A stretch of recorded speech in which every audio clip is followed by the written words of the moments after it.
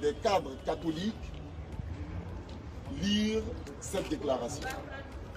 Je vous remercie. Vous êtes tous prêts?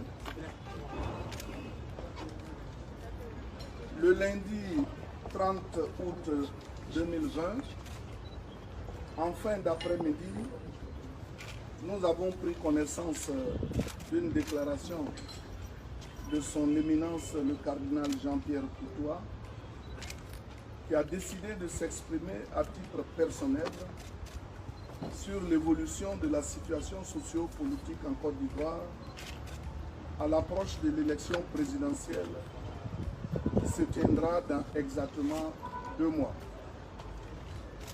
Si l'on peut saluer cette démarche, en ce sens que selon les guides religieux, celle-ci consisterait à nous interpeller face à la crise que nous vivons et continuer à la recherche de voies et moyens de ce qu'il appelle de vivre ensemble dans l'unité, différent du vivre ensemble prôné par le président Alassane Ouattara.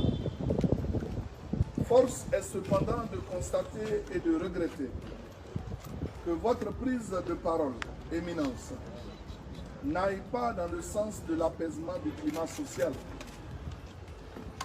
Face à la fracture sociale créée par la crise post-électorale de 2010, un processus de réconciliation approfondi et sincère a eu lieu et a permis des élections apaisées en 2015. C'est grâce à la qualité de ce processus qu'il y a eu une loi d'amnistie et la libération des prisonniers, le retour massif des exilés et le dégel des avoirs. Dans le renforcement de ce processus, Mme Babo, M. Lidakwasi Moïse et M. Assoua Adou ont notamment été libérés. Toute période d'élection, on le sait, est une période d'exacerbation naturelle des contradictions, des malentendus, voire, hélas, des récriminations dans de nombreux pays à travers le monde. Mais c'est justement ce que l'application de la loi permet de régler. Car si la réconciliation est un processus fondamental, il est encore plus fondamental de constater que les élections permettent justement de garantir la continuité et la stabilité de la République. Elles seules permettent de forger l'état de droit sans lequel un processus de réconciliation ne peut prospérer. Il n'est donc pas juste d'affirmer que la réconciliation est plus importante que les élections. Par ailleurs, la non-tenue des élections à bonne date ouvrirait de façon certaine une période de vide juridique pouvant entraîner une situation chaotique. Concernant la concertation et le dialogue, nous voudrions respectueusement vous rappeler que ceux-ci ont été menés avec la société civile et les partis politiques et ont abouti à l'élaboration des lois encadrant les futures élections. Ce processus de dialogue politique, piloté par le chef de gouvernement, ne s'est jamais interrompu. Et tout au long de ce processus, une attention particulière a été portée au strict respect de notre loi. Notre intime conviction est que le respect de la loi, des institutions de la République et de leur calendrier garantit la crédibilité d'une élection et confère au vainqueur sa pleine légitimité. Concernant votre affirmation selon laquelle la candidature du président Alassane Ouattara n'est pas nécessaire à votre humble avis, nous voudrions vous rappeler que de l'humble avis de très nombreux Ivoiriens de toutes origines, toutes confessions, qui est la plus à même de garantir la paix, la stabilité et conséquemment l'achèvement du processus de réconciliation de la nation.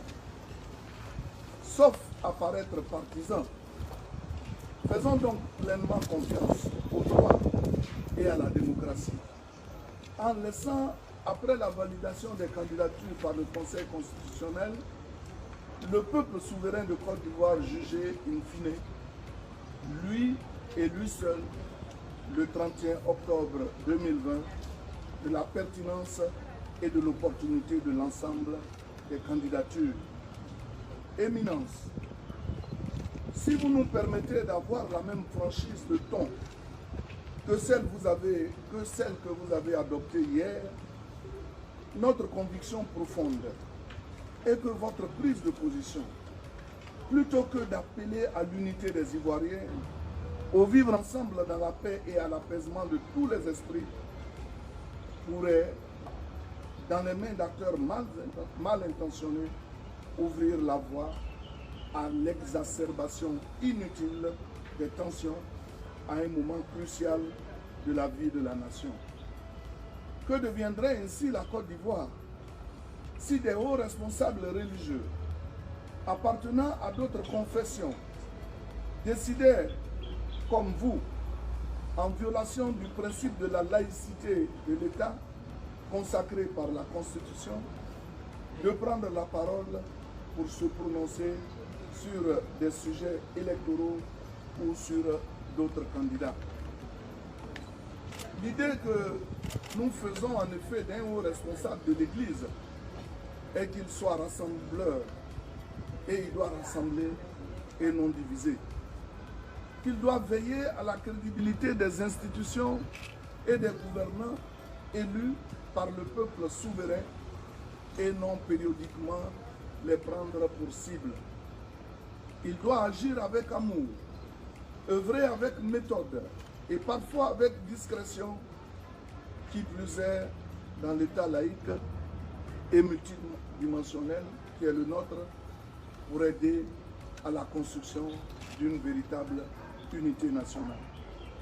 Dans le contexte actuel, et avec cette volonté avérée de voir notre pays avancer, soyez sûrs, Éminence, que l'élection présidentielle se déroulera de manière apaisée et démocratique, dans la transparence et en toute sécurité.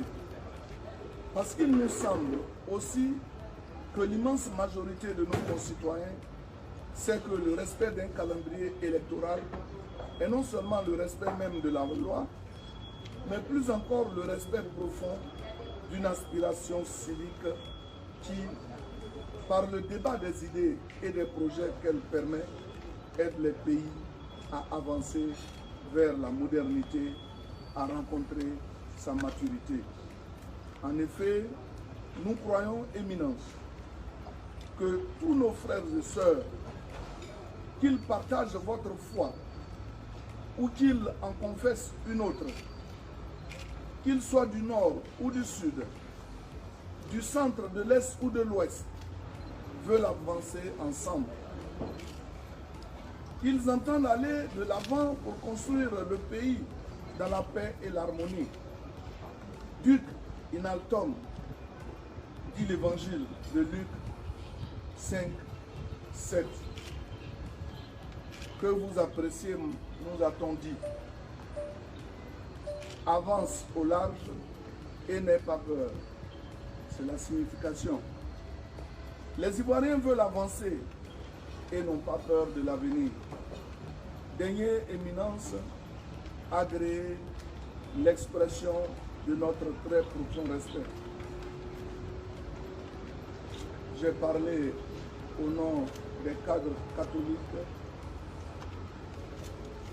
et je voudrais donc vous remercier de votre bien aimable attention. Les cadres catholiques du RHDP,